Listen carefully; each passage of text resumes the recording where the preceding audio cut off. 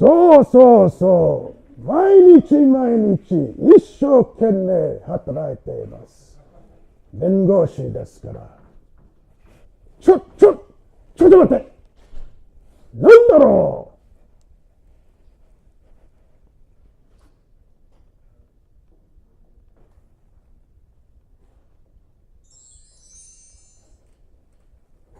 う。たくさん人が言いますね。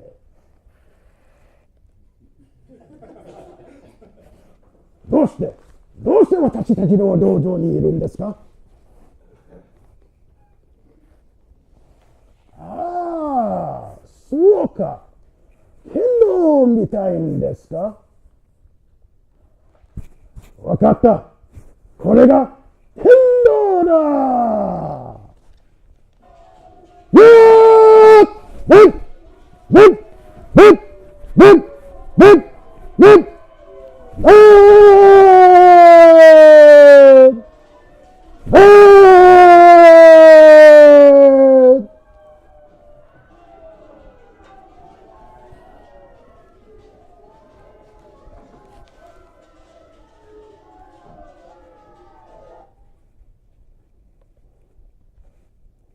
ありがとうございました。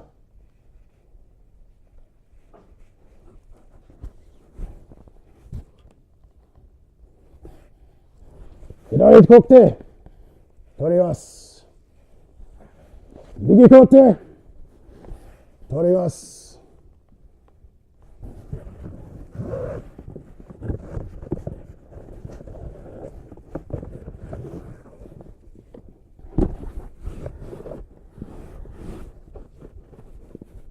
何も取ります。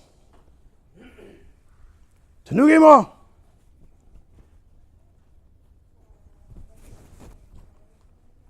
取ります。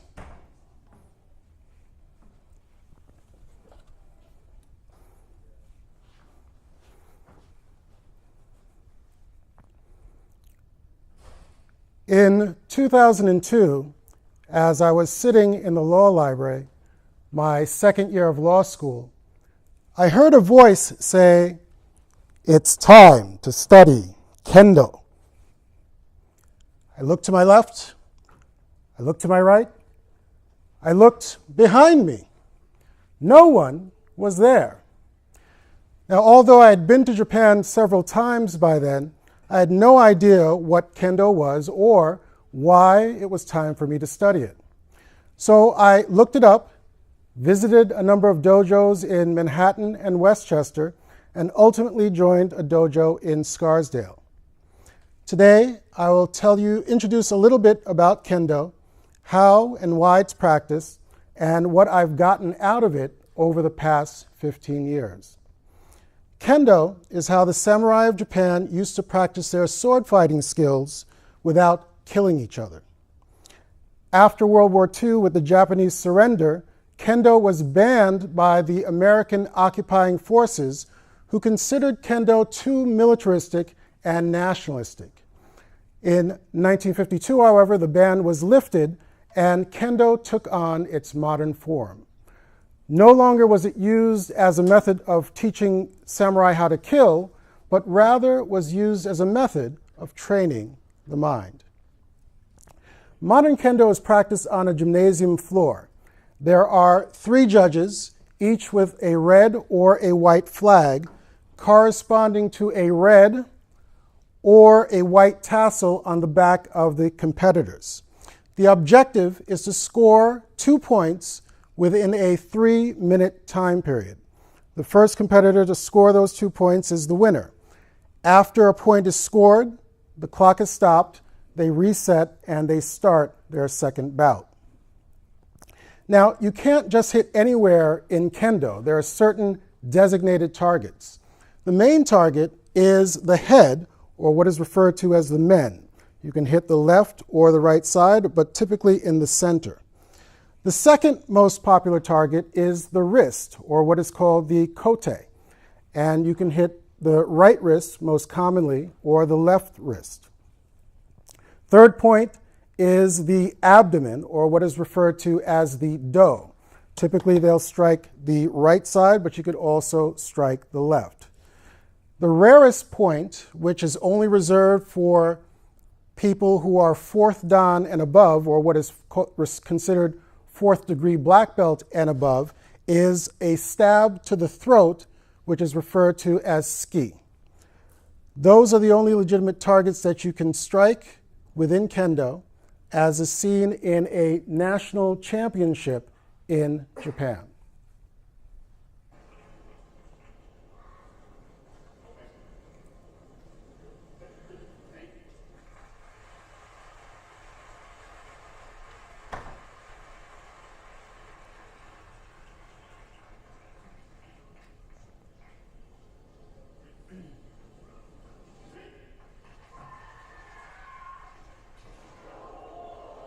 So they're going to slow it down for you. The competitor on the right is going to hit the wrist of this competitor right now, and they score the point.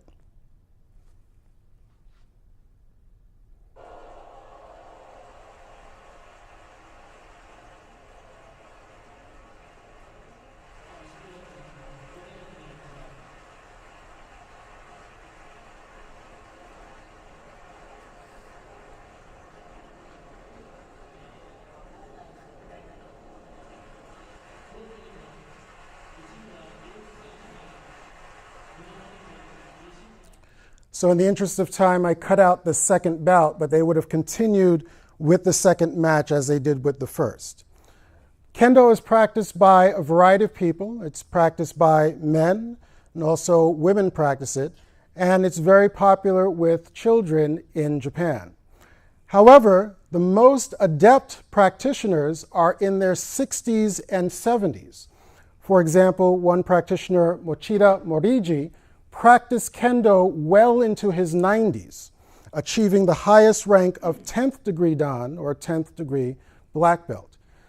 And given that I'm 2 years shy of my 50th birthday, I guess that's good news for me, in that as I get older, I should get better. But what it means is the ideals that are practiced in Kendo take time to master, and also typically as we get older, our body tends to get weaker, and Kendo is not so much about physical strength as it is about powers of mind. Now, if you were walking on the street and someone approached you and drew a sword, what might you feel? Fear. And what might you do? Run. That would be a very intelligent response. In fact, probably the reason why we're here today is because our ancestors had the good sense to avoid dangerous situations.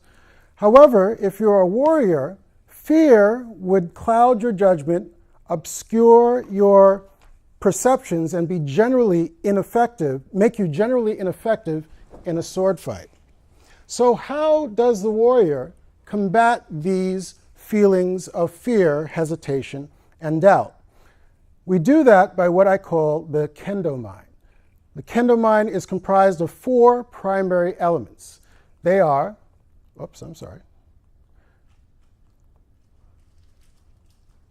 1, mushin, or empty mind, heijoshin, or calm mind, a principle called ki-ken-tai-ichi, or focused mind, and zanshin, or remaining mind. First concept, mushin. Mu meaning empty, shin meaning mind. This is a mind that is completely within the present moment. It's not focused on the future. It's not reflecting on the past. It's not anticipating what move their opponent is making or is going to make.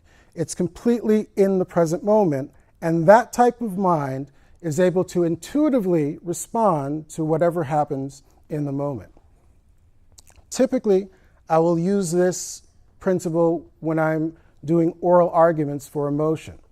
I've prepared my argument, I've anticipated what the judge is going to say, but at the moment of argument, the situation might change. The judge might go in a certain direction, and if I perceive that I'm winning, I'll shut up. Oftentimes, my opponent doesn't perceive what's going on in the moment, and they'll continue on, and perhaps in a direction that's antagonistic to a direction that the judge is going. So that's mushin. The second principle is heijoshin. Not only must you empty your mind of concepts, you must maintain that level of calm throughout combat or under a stressful situation. For example, I used this once in a deposition. I was deposing a mother whose son was in a wheelchair and on a school bus, and she claimed that another student had attacked her child and scratched him and destroyed the wheelchair in the process. And she and her attorney brought the shredded headrest of the wheelchair to the deposition. Now, this particular attorney was very antagonistic, very obnoxious, and he had been so from the beginning of litigation, perhaps the most obnoxious attorney I've ever worked with in 12 or 15 years. So the mother hadn't mentioned anything about a destroyed wheelchair in the bill of particulars or anywhere during litigation. So I asked her, "So Mom, are you going to make a claim for this damaged wheelchair?" And her attorney immediately barks in, "Oh yeah, now we are, counselor. Yeah, we bet you were going to make a claim." Totally obnoxious. So my temper is about here. This level represents me going crazy, and this level represents me going insane. So I'm halfway between crazy and insane. So instead of doing what I wanted to do, which was reach out and strangle him, I calmed down and I asked Mom a few questions. I said, "So how much did you pay for the new wheelchair?" She says, "Nothing." "Oh, well, how did you get it?" He said, "Oh, I got it for free." "All right. Well, how much did you pay for the old wheelchair?" "Oh, I didn't pay anything for that either." "Well, how did you get that one?" "I got that one for free." Womp, womp, womp, womp. Situation diffused. Now, had I given in to my emotions, we'd had to call the judge, the deposition would have busted, and I would have ended up in jail. And that wouldn't look too good on the transcript. So heijoshin saved the day for me that time. Ki-ken-tai-ichi, ki means spirit, ken means sword, and tai means body, and ichi means one. All three elements focused into one to make a focused strike. When you're fighting with swords, you don't want a long, protracted battle. Your sword is heavy, your armor is heavy, and after 2 or 3 minutes, you're going to be tired. So you want to make a devastating strike with the least amount of effort. I utilized this in a trial that I did. Prior to joining Wilson Elster, I used to work for the New York City Law Department, Office of the Corporation Counsel, and worked there for 12 years.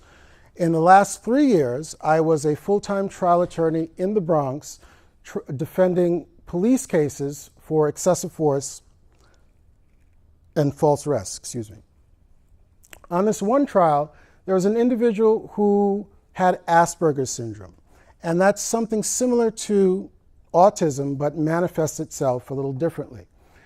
His Asperger's caused him to be obsessed with automobiles, and he would build and race cars. One evening, he and his friends were test driving a car that they had built, and they were driving around in the mall parking lot somewhere in the Bronx. Problem was, it was 4 in the morning, and the car backfired. So predictably, the neighbors thought that someone was shooting a gun. So they called 911, and the police arrive. When the police arrive, plaintiff sees the police car and takes off in his car. The police give chase. But as they're chasing him, his car backfires. So the police think they're shooting at them. Several squad cars corner plaintiff's vehicle. They drag the plaintiff's passenger out of the car, and then 3 or 4 officers take the plaintiff, who's 6 foot tall, 250 pounds, bring him to the pavement and subdue him. Another officer checks the car for a weapon. They don't find a gun. Plaintiff says, I don't have a gun. It's my car. It backfires. But they don't believe him. An officer gets in the car, drives it around, and sure enough, the car backfires. They bring him to the station, give him a warning, and let him go. However, plaintiff claims that when the officers took him out of the car, they beat, punched, and pummeled him, leaving him injured and disabled. And he was a very sympathetic plaintiff in the courtroom because he was something of a gentle giant when you saw him there. So plaintiff's counsel, he gives his opening statement.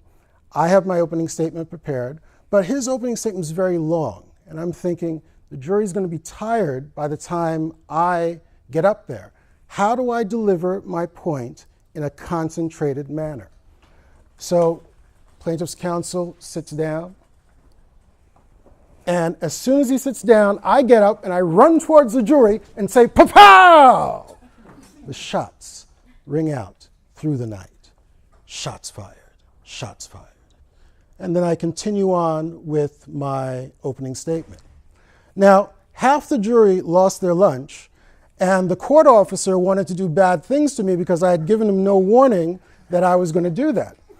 However, the jury got the point. If they were frightened in broad daylight with a judge and an armed court officer and saw me coming, how much more so would the police have been concerned when they got a 911 call claiming shots fired, they're chasing the vehicle and they hear shots, and they did what was necessary to secure the situation. So that was accomplishing my purpose in a focus strike. Finally, zanshin. Not only must you make a devastating strike, but you must maintain vigilance even after making a strike or after being stricken. In one of my competitions in New Jersey, I'm on the left side, my opponent's on the right. He's going to make a strike towards my head, but you'll see him blithely go on and be unaware, and by the time he turns around, his sword is down, he's open, and I make the strike.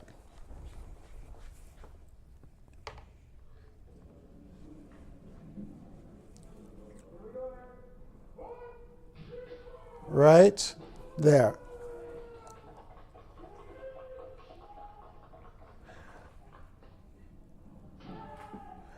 So in that brief moment of unawareness, an opening was created and I could make the strike.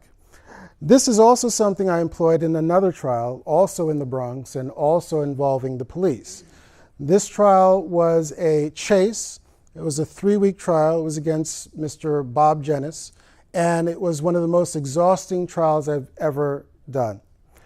The jury brought back a verdict of $27 million against the city of New York. I didn't want to do a trial ever again after getting that verdict and also after experiencing what I did with that particular judge. But without missing a beat, maintaining my vigilance, that night I started writing, drafting the post-trial motion. I don't think I even slept that night. And through the following week, continued drafting. And ultimately, the post-trial motion resulted in the jury award being reduced to approximately $3 million. So maintaining vigilance is also important. So those are the 4 primary elements of the Kendo mind: mushin, empty mind; heijoshin, calm mind; ki-ken-tai-ichi, focus mind; and zanshin, remaining mind. Typically, before practice, we will meditate in order to orient ourselves toward this mind and maintain that mind throughout practice and hopefully maintain it outside of the dojo. So going back to law school, why did that voice talk to me at that time and tell me it was time to study Kendo? My best guess is because I was entering the world of litigation, which is a form of combat that the skills that Kendo promotes would assist me within my litigation career. I'm Robert Gordon. I'm an of counsel here at the White Plains office. I work in Stu Miller's group and work primarily with partner Rory Lubin, and this has been Kendo, Lessons from the Dojo. Thank you.